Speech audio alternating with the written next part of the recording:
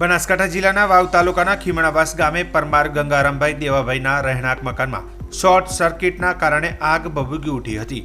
આગે થોડી વારમાં જ વિકરાળ રૂપ ધારણ કર્યું હતું. બનાવની જાણ થતાં જ આજુબાજુના લોકો ઘટના સ્થળે પહોંચ્યા હતા અને પાણીનો મારો ચલાવ્યો હતો.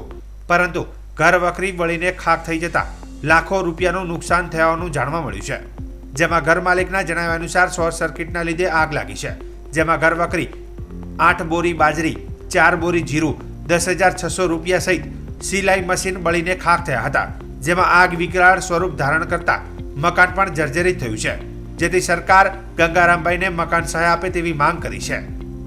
તો બીજી બાજુ ગામના પૂર્વ સરપંચ વરદસિંહ ગોહિલે જણાવ્યું હતું કે શોર્ટ સર્કિટથી આગ લાગી છે, જેમાં વિદ્યુત બોર્ડની ઘોર બેદરકારીના કારણે જ છે.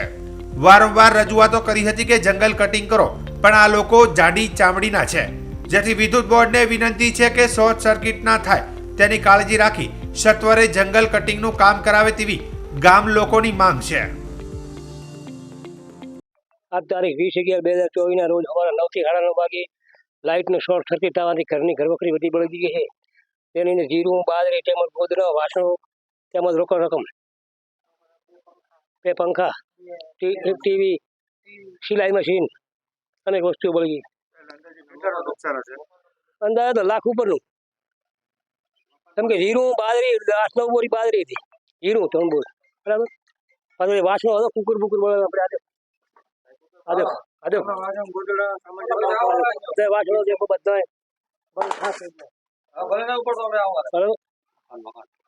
ત્યારે બધું આગથી ફાટી ગયું મકાન. અંદર આગ ગોદાણી ને અમોદાથી બધું ફાટી ગયું મકાન. ને પતરા તોડી ઉપરથી આગને કંટ્રોલ કરી. જી તારીખ 20/11/2024 ખીમણાવાસ. અત્યારે પરમાર ગંગારામભાઈ દેવાભાઈના મકાનને શોર્ટ સર્કિટના કારણે આગ લાગી હતી. એટલે ઘરવખરી 8 બોરી બાજરી, 4 બોરી જીરું, 10,600 રૂપિયા પડ્યા હતા તે, અને આખી જે ગોદડો કહેવાય અને અલગ અલગ વસ્તુ તે માલ સામાન બધો પડ્યો હતો અંદર. એ બધો ઘરવખરી બળી ગઈ છે અને સાફ થઈ ગઈ છે. સિલાઈ મશીન હોય, પછી ખાસ તો મકાન જર્જરિત થઈ ગયું, ઉપરથી તૂટી ગયું છે અને દિવાલો ફાટી ગઈ છે. એટલે સરકારશ્રીને મારી નમ્ર વિનંતી કે આ ભાઈને, ગંગારામ ભાઈને મકાન સહાય આપે. તાલુકા વિકાસ અધિકારી હોય એમને અને અમારા તલાટીશ્રી પણ અમને આશ્વાસન આપ્યું છે કે અમને મકાન સહાયનો આપવા અમે પ્રયત્ન કરશું. અને બીજું કે આ શોર્ટ સર્કિટ લાગવાનું કારણ વિદ્યુત બોર્ડની ઘોર બેદરકારીના કારણે છે. અવારનવાર અમે સરપંચ હતા ત્યારે લિખિતમાં રજૂઆત પણ કરેલ છે કે ભાઈ તમે વૃક્ષો કટિંગ કરો, પણ આ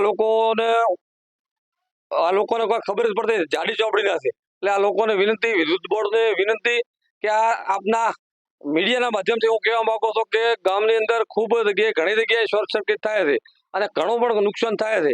એટલે આ શોર્ટ સર્કિટ ન થાય એની કાળજી રાખીને વિદ્યુત બોર્ડ સત્વરે કામ કરાવે એવી અમારી ગામ લોકો અને સરપંચ, પૂર્વ સરપંચ તરીકે મારી નમ્ર વિનંતી ને અરજ છે.